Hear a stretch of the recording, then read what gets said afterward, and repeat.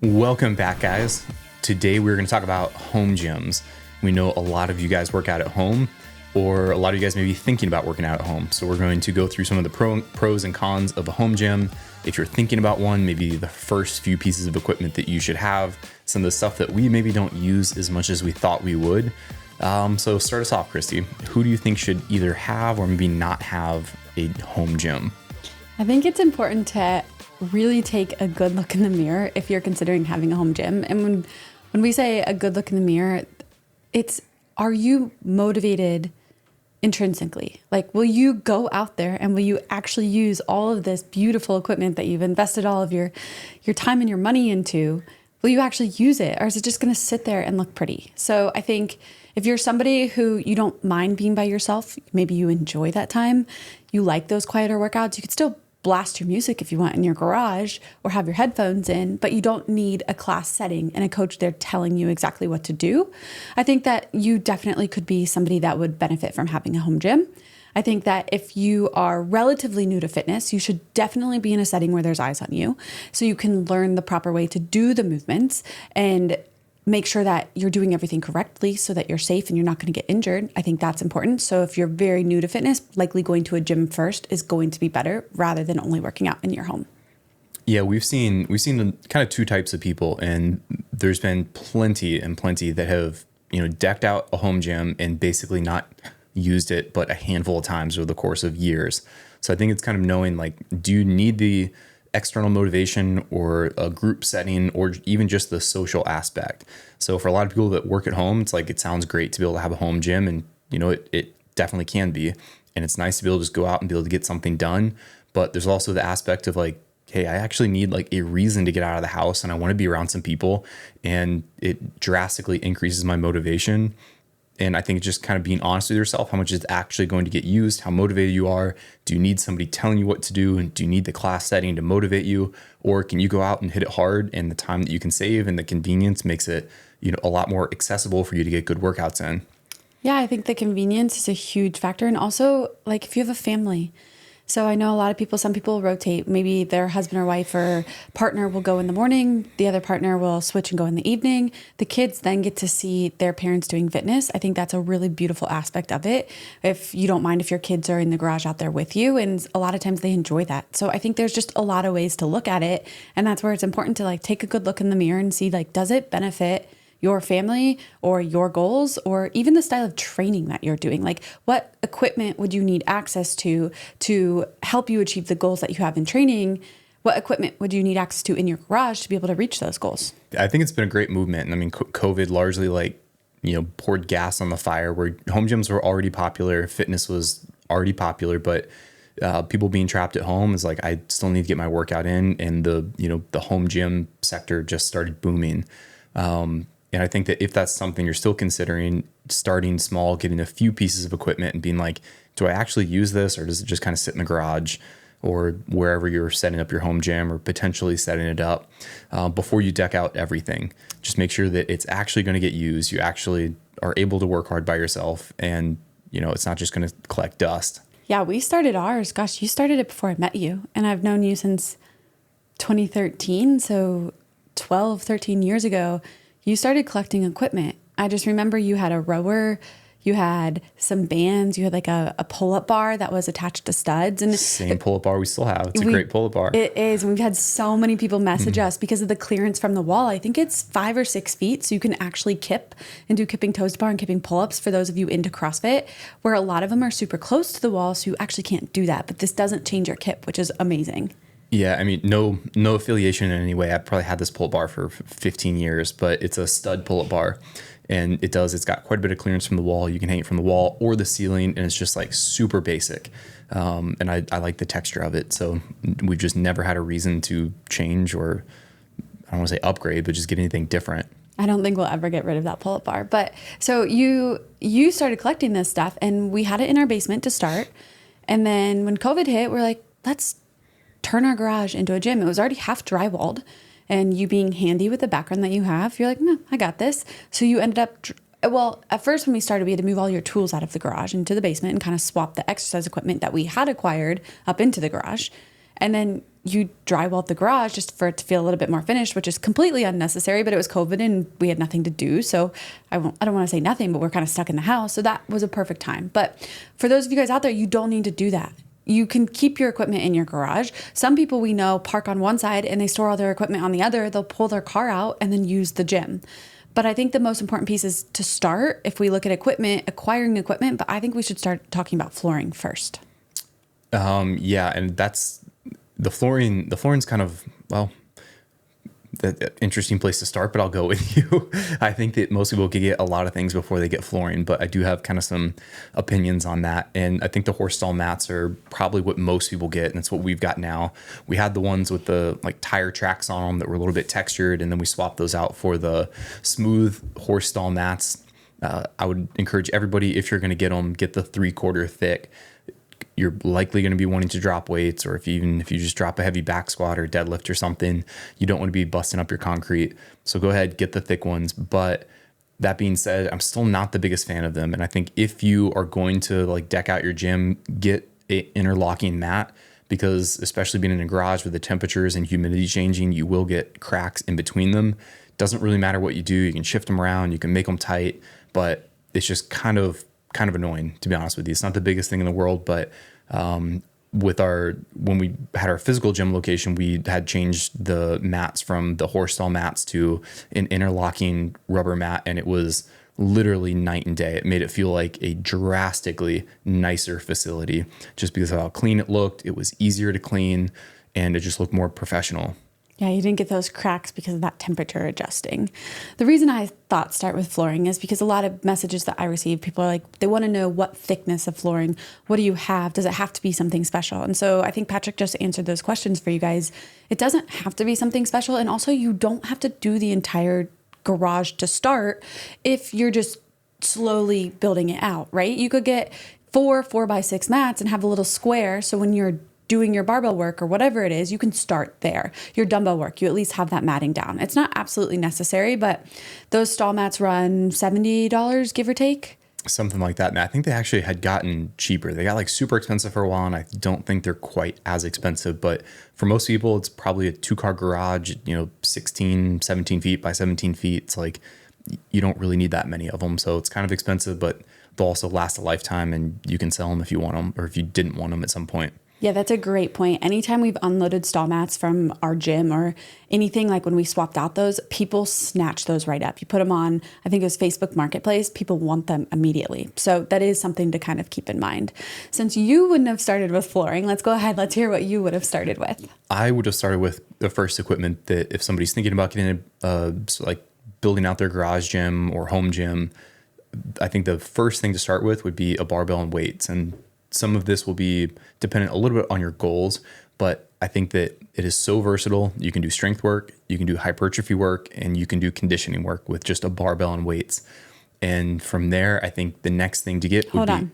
Touche on starting with the actual equipment and not having the flooring with no actual equipment. Say you have a budget and you spend it all on flooring and you're like, well, now I have this floor, but I have no equipment to drop on this floor. Makes a little bit more sense. So I was a little bit backwards. That's okay. But anyways, go on. And even with just a barbell and weights, if you get a jump rope and some bands, you can accomplish a ton. And we're a huge fan of bands. They're super versatile, and they're like one of the cheaper things that you can get in your gym. And it makes it really easy to get kind of another piece of equipment, being like a bench and some sort of squat rack, which drastically opens up the door for what you can do. So you can now go from just kind of the simple barbell movements. Now you can do bench press, you can do Bulgarian split squats, you can do a ton of variations of things. And then also having a squat rack, maybe you don't have a pull-up bar yet, but you can do like inverted barbell rows. So now you've got a different plane that you can pull from. And that opens up a huge window of movements that you're able to accomplish with still a pretty small amount of space and really not very much equipment. Yeah, I would agree. I think that's probably a really good place to start. And say you don't necessarily need to buy those things new. You could find them used. I know you do a lot of, is it Facebook Marketplace or Craigslist? Where have you gotten most of our stuff? I mean, it's been years, but yeah, I mean, you can find it anywhere, yeah, most of it this was like 10, 15 years ago since we've kind of gotten stuff that way, but like CrossFit gyms that are either closing or moving or selling is a great place to kind of check, or maybe they're upgrading equipment. Again, it's people who thought they wanted a home gym and then realized that, I got a rower and I haven't used it but 2 times in 3 years. So I think I'm just going to get rid of it. So it's not taking up space. Those things are not hard to find and you don't need to get them brand new. Most of the time, if they were halfway taken care of, they'll still last a very long time. From there, would you go dumbbells or machine next? Honestly, I would go pull-up bar next. I think that's like a pretty cheap thing where like in relative to like a full set of dumbbells, a pull-up bar is pretty inexpensive and also opens up a lot more movement. So there's a lot of more pulling that you can do. You can hook a band to it and do a lot of banded tricep extensions or other accessory movements that again just kind of opens up the window for you to be able to do a lot more movements. It also doesn't take up a lot of space. It's up and out of the way, which we're a huge fan of. And I would probably add that element before going dumbbells. Yeah, I would agree on the pull-up bar. I'd be torn between when you add those dumbbells in because I really love using dumbbells. So again, I think it depends on like what are your goals. Do you love using a barbell? If you absolutely hate using a barbell, maybe we ditch the barbell and plates first and you get a full set of dumbbells. And you can do a lot of different things with dumbbells with different weights. So I think it kind of determines your goals. But from the pull-up bar, then I think moving on to the dumbbells would be the next thing. And you don't need a full set right away. There was years that we didn't have a full set of dumbbells. We just slowly kept adding. But I do think it's important that you at least have a couple different weights. So maybe you go with one that's a little bit lighter that you could do sets of 12 plus with, and then you have something that's a little bit heavier on the heavier side. Not crazy heavy, but something that's going to challenge you in that 6 to 8 rep range. After maybe some dumbbells, a piece of cardio equipment would probably be the next piece that I think opens up again like another large window of opportunity for you guys to get different types of workouts in. And we currently we have a treadmill, stair climber, assault bike, C2 bike, and a rower. And I think the assault bike probably gets used the least. And when people ask what they should get, normally they're like, should I get an assault bike or a rower? Typically, I tend to recommend people lean more towards either a C2 bike or a rower. I think that a C2 bike probably can get used just the most. It's easy to get on and just get like a sweat, or you can also get a really hard workout, but it's easy to get on, make a lot of use of. You can bring it in the house, you can watch TV and ride the bike. The assault bike, you kind of just have one gear. It's like you're either getting a really hard workout or not. And it's loud. So, the assault bike's great. We use them plenty, but it would not be my first choice if we were building out a gym. Yeah, and with the assault bike, we lump Echo Bike kind of into that, but Sure. We actually prefer the assault bike because the profile of it is smaller than the Echo Bike, so it took up less space. So if you're like, well, what about the Echo Bike? We would classify those as fan bikes. We would still go with that C2 bike over the fan bike if you can only choose one bike. And just because of what Patrick said, like you can crank that damper all the way up to 10. You can do some standing biker workouts, drop the seat all the way down so you can't sit. That's going to blow your legs up in a similar way to those fan bikes. But then you can also crank the damper down to 1 or just go out and do some easy spins where he acknowledged like you aren't going to get that on those fan bikes. So I think that's definitely important to note. But Echo Bike, it's a little bit bigger. Yeah, it's bigger. It's also, it's better built for sure. Yeah. But the thing is just that it's bigger. And I think for most people with home gyms, unless you just got like a ton of space, like we tend to lean towards something that's going to be a little bit smaller footprint. And the assault bike, you may have to at some point replace some stuff quicker than you would the Echo Bike, but the fact that it just takes up a smaller footprint kind of, edges out, I think, the ability to use it in a garage gym. Yeah, my second machine would definitely be the rower. I love the rower for sure. So I would go C2 bike and then I would go rowing machine. A lot of people ask about the ski. The ski is great, but I think the rower, you just get a better full body workout. And again, you can do hard intervals on it. You can make it a really challenging workout, or you could sit on there for 30 minutes and get a nice easy row where you're getting good cardiovascular fitness as well as full body work. I wouldn't necessarily recommend the C2 bike first, but I would just say that I would make the option between the rower and the C2 bike, depending on the type of workouts that you want to do and how often you're going to be using it. Do you like to sit on the bike for an hour and just kind of sweat, or do you want hard workouts? Then maybe go a little bit more towards the rower.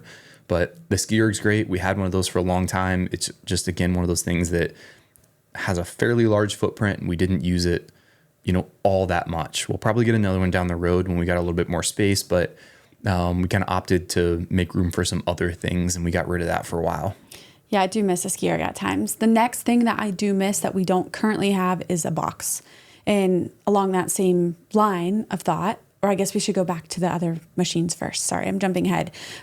You talked about the treadmill. One of the common questions we get for the treadmill is we went with a motorized treadmill. So we actually had an air runner for a few years. It lived in our front room. So all of our neighbors were typically, you would have a dining table. They would see us running on the air runner right behind my desk. And we loved that, but we actually gave it to the gym. So there were two there.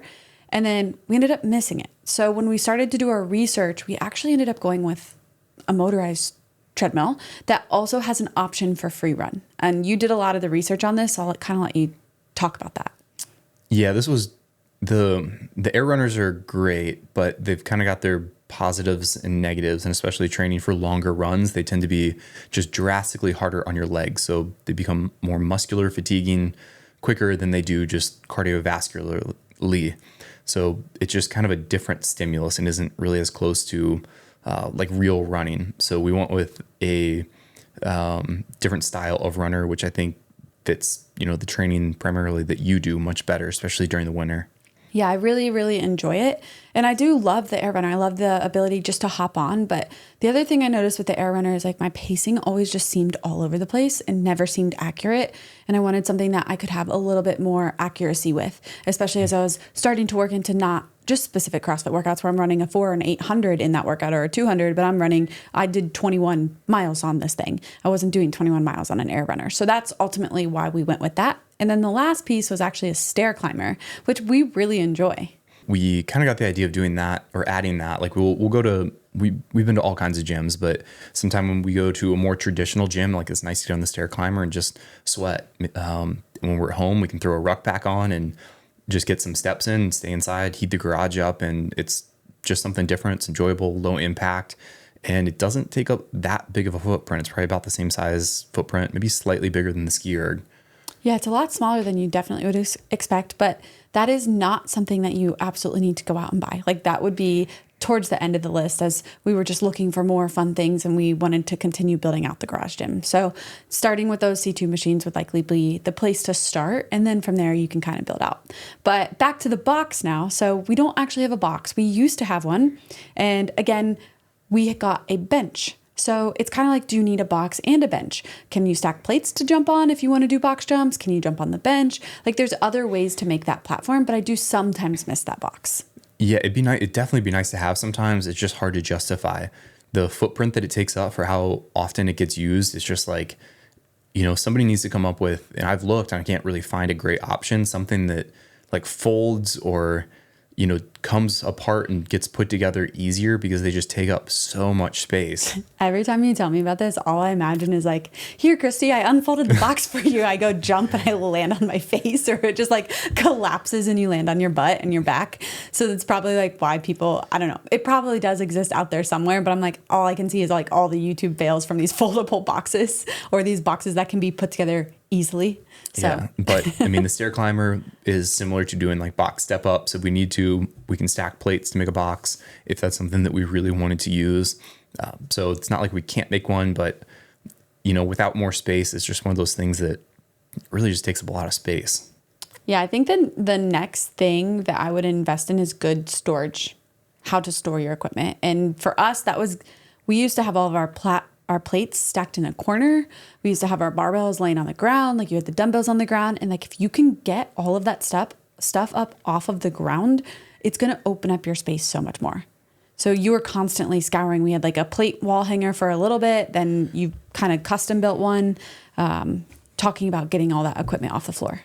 Yeah, I love organization. And it also means you have one, more room, more actual space to work out. And two, you can just have literally more stuff. So I really like organization. And one of the things that I would recommend, if possible, is a folding squat rack. I think those are one of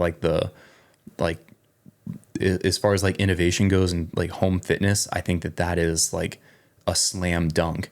So kind of like the folding box idea, maybe that's kind of same line where a squat rack tends to take up so much footprint. and the folding ones are fantastic. Now, there's a few different companies that make them, and we've got one, both arms fold down independently. You can get them that have pull-up bars as well, but the legs fold down, and it's a really sturdy, really solid squat rack that isn't always taking up the footprint in your garage.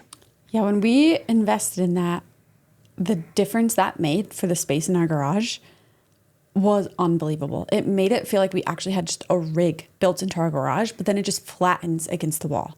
I would highly encourage you guys to check that out if that's something you're interested in. That is probably one of my favorite things that we have in our garage. For sure. Like if you're on the fence or you think it's going to be a long-term, piece of equipment that you're going to keep, go with the folding squat rack. It allows you to have so much more extra space, and like they're fantastic. It's super nice. Yeah, so that just pushes that squat rack right up against the wall, which is what we were talking about. Then we got a dumbbell rack to help organize the dumbbells as we continued to acquire more dumbbells, which also helped them stay organized and up off of the floor. I'm trying to think what else. Yeah, the plates being off the floor is another huge one. We've gone like a couple different ways of storing those, and we had one that kind of like leaned into the wall and still took up a little bit more of a footprint, but going directly vertical on the wall with like pins that stick out is by far, I think, the smallest amount of space that they can take up, where it's still really organized, it looks good, and everything's just up and out of the way. Yeah, that made a huge difference. I guess one thing we haven't talked about yet was a kettlebell. Would you recommend a kettlebell? So for me, I can do without kettlebells if I have dumbbells. It's just kind of having one or the other. We do have kettlebells in our gym. We have 35, 53, 70, and an 88 one that Dave Castro shipped to us from the Ragnar race, which is just another story for another time. And then we have a couple lighter ones. But what would be your take on kettlebell versus dumbbell? I know some people are really well versed in kettlebells. Yeah, I think that's more of like a preference in training. It's not something you need, but they're great to have. Like they're a great piece of equipment. Some people love them. Some people are just like, I don't like them, or I just don't even use them. And I think dumbbells can accomplish just about everything you can with a kettlebell. And for a lot of people, they tend to be a little bit more comfortable. And then you've even got the option, like for Christmas, we got your mom like some stuff for her, like traveling. Christy's parents got like one of the Sprinter vans, like travel around the country and check out all the national parks. And we got her some dumbbells, and then you can get like a handle that basically fits over the dumbbell handle and turns it into a kettlebell. So there's all kinds of equipment like that where you can kind of be multifunctional for a single piece of equipment. That was a really fun gift. They're going to stay so fixed. They like to travel for 6-8 weeks at a time, and they're in the middle of nowhere, so there's no gym. So that would be super functional at home as well. And it's going to take up hardly any space. So that's a great idea. The other thing that we don't have in our gym is sandbags. And we did for a little bit, but we also took those to the gym. And I do miss sandbags. I just think it's one of those things where there's so much great training you can do with a sandbag, but when you kind of have to prioritize and choose, that's something that we just don't currently have the space for. Sandbags are great. We've used a ton of them, and we have had them at the house before, but it again just kind of takes up a lot of space and doesn't get used that much to really justify, I think, having them. If you love using them, they're definitely like a cheap way that you can get a lot of weight. It's just filled with sand, so you can get multiple sandbags and fill them at different weights. And if you enjoy that, like that, it's great. If you've got other stuff at the house, it's likely going to get used more than a sandbag does, I think, for most people. And for the most part, we tend to like sticking with variations of kind of simple, practical movements. And maybe what I mean by that's like with like barbell work, where we kind of lean more towards something like a landmine attachment, where you've got a barbell and now you've just opened up another huge amount of exercises that you can do with just your barbell and something that takes up a tiny amount of space. We also do have an easy curl bar, which is something that we have hanging with our barbells. And I think maybe you use that more than I do, but that's not something I use a ton of. I can use my barbell for curls, and I can also use dumbbells. So I think there's like little nuanced things and different types of or pieces of equipment that it just kind of depends, where you have to ask yourself, like, what style of training do I enjoy? Because if you enjoy it, you'll actually go out and do it. Getting things and using them, and then being like having the feeling of like, I'm missing this, and buying or like adding to your collection off that feeling, or noticing like, man, it'd just be really nice if I had this, versus just kind of buying a bunch of stuff and then only using a small fraction of it. Yeah, I think that's really great advice. And I think along those lines is you can budget. So you don't have to buy everything brand new. And I think after COVID, it's become a little bit more challenging to find used equipment because more people were building out garage gyms. However, like you still can find it. And if you just kind of keep your eyes and your ears out on Facebook or Craigslist or check out Play It Again Sports or all these places, like it doesn't have to be brand new. And that can allow you to help budget so you can continue to add to your collection. And it doesn't have to be done all at once. Like, I mean, literally we've been building ours for 15 years, just kind of accumulating things.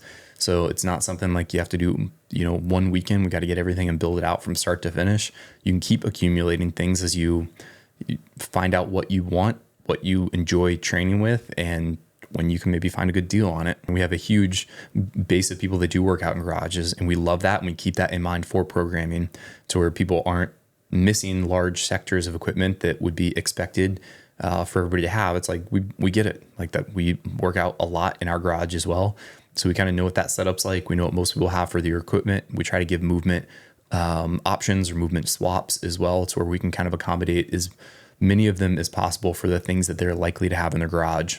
We've actually done a couple of videos on our YouTube channel showing you guys the full breakdown of our entire garage gym that we've been building out.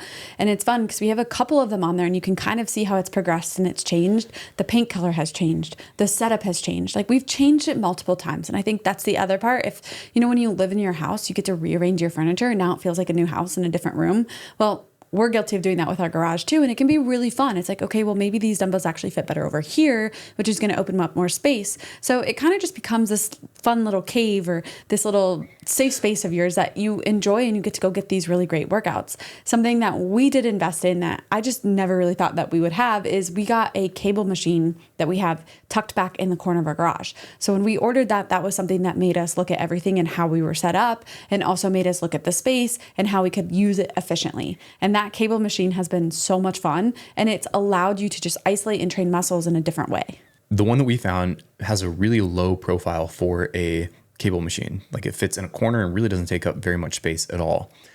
And it is fantastic. I do think it's interesting though, like great as it is, like when you want to use it, it doesn't get used quite as much as I probably would have expected.